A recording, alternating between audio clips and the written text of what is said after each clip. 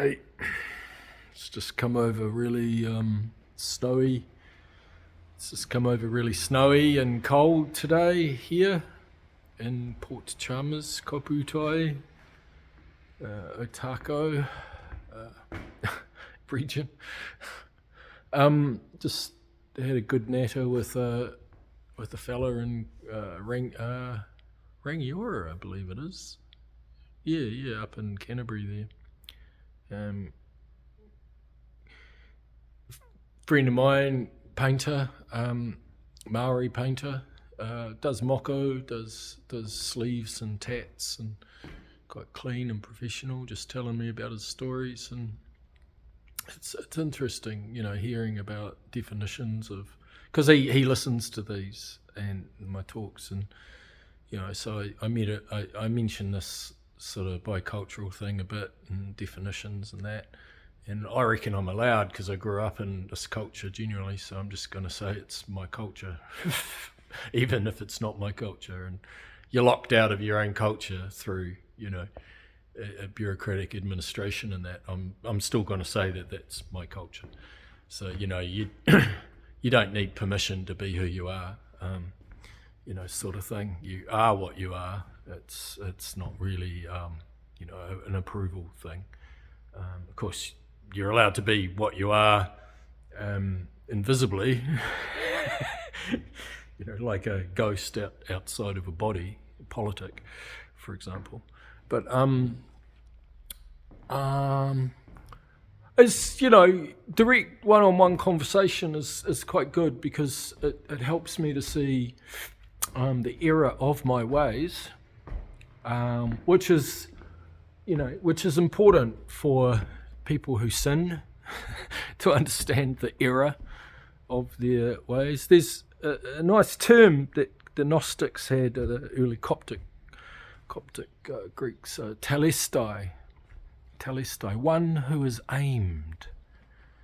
And one who is aimed, it comes, so obviously it's a sort of arrow.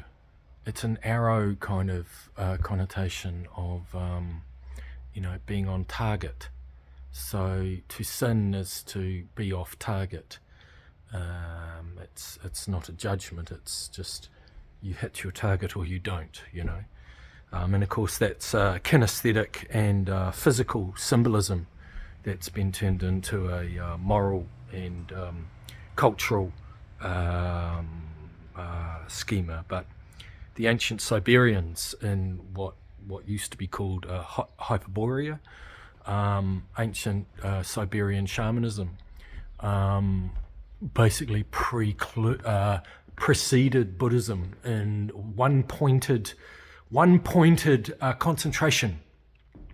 They were landlocked behind a whole bunch of mountains, and in order to travel and disseminate their magic, and emissaries of the Khan leaving that area had to train mightily psychologically. The warriors, we're talking about shamanic warrior people. They were expert marksmen in arrows, and they developed incredible technology and accuracy with arrows. Some arrows made a lot of sounds, so there was sort of audio technology involved. If so you get a couple of dozen arrows that had fins on them in a certain way, it would create a drone noise. A massive whirring, buzzing noise would happen, and it would startle and freak the game out, the animals, and then the game would be petrified and frozen, and much easier to be shot. So these early human technologies also become internal techniques. So the idea of one-pointed concentration became a technique of the emissaries of the Khan being able to traverse incredibly long distances while in trance. So you're talking about a sort of trance state, superhuman capacity based on psychic training. So the external arrow that flies to meet its mark becomes an internal one-pointedness, the point of the arrow, right? The penetration of the consciousness beyond the self into the absolute nothing. So they would do sensory deprivation techniques. They would fast, meditate, starve, all sorts of extreme techniques to be able to master and go into an altered state of consciousness in order to achieve a result. And anyone that's done sports knows about, this sort of trance flow state. And I think the same's true for music. I think the same's true for any kind of obsessive concentration. I mean, Jesus, how many hours do we spend on our, digital devices when we're got some kind of high-end contract to achieve? We can spend 15 hours a day at our fucking computer doing something mad, to earn money for our families. And it's, like when we're locked into something, we can move mountains. And that's what they did. They moved mountains.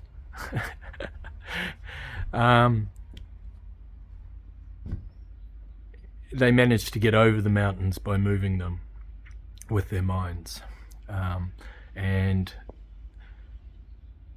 yeah, so there are stories of levitating arrowheads. So you're talking about kinetic telepathy. You're talking about Uri Geller type mind over matter stuff. And the ancients directed their attention and focus to this kind of human capacity as well. So we're a strange animal. We're a strange animal. And this is, yeah. So I think what I'm getting at is that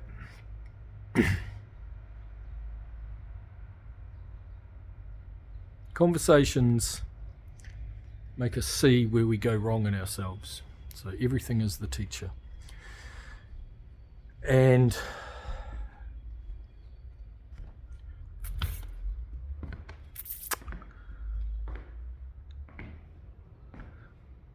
the politics of division externally, a collective pathology enacting itself, is unresolved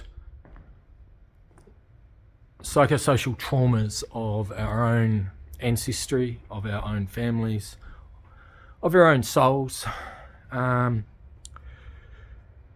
only reconciliation and peace that is available, and indeed ascension of the fully human capacity, the enlightened and loving, the aroha and community, is being one-pointed about what matters and what I can control and what I can't.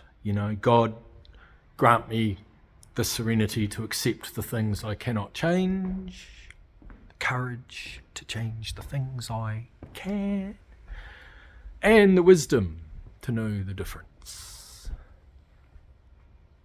And a lot of meditation techniques and prayer, if you like, is simply to observe the breath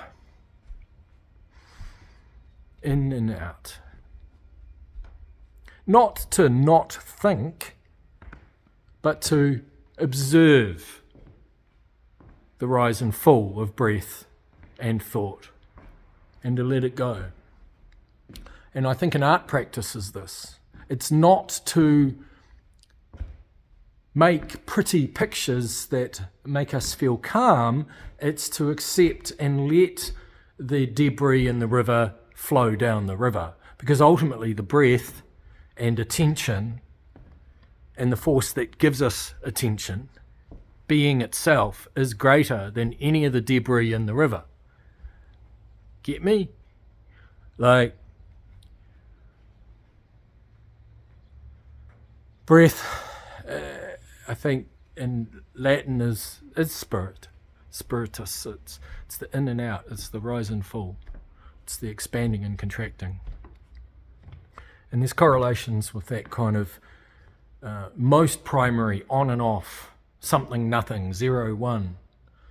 I was listening to a lecture by Ram Dass the other day about suffering, and the only way that he was saying about the way to invite providence, the way to allow miracle and obstacles to be removed, is to make yourself 0, which is another way of saying no resistance, or superconductivity, no self. It doesn't mean not have a personality. It means having space inside the personality that doesn't obstruct. And if I have sin, if I am missing the mark, if I am not one-pointed, it's that there is still debris in the river, and that's okay. The river will carry it all. So these are analogies that I'm speaking around. I am talking about art aesthetic. I am talking about the world. I am talking about psychological systems. And I am talking about prayer, meditation, and being in a bizarre modern construct of asleep and awake, the dead and the living, and our gradients of